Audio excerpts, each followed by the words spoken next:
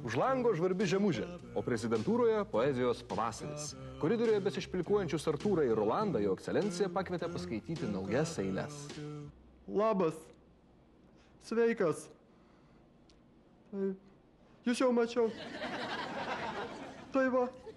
Apsišikai su pensijom, Rolka. Pensininkai tavo čiūčelą degina. Kažkas turėjo nukentėti. Jo. Reikia ministrams algą sumažinti. Supranti, tu atimi pinigus iš dirbančių pensininkų, o be darbo galim likti abudu.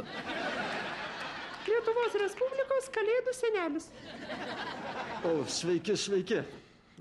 Ar eilėraščiai jau paruošti?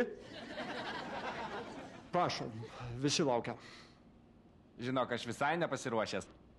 Nedaug laiko liko, ruoškis.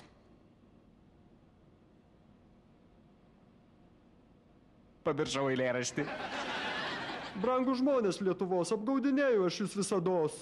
Patikėkit, man smagu, kai neturit pinigų. Švenčių ir kalėdų proga. Aš paliksiu tautą nuogą. Mirties kilpą padarysiu ir Paulausko neklausysiu. Restako, gera firma sako. Artėjančią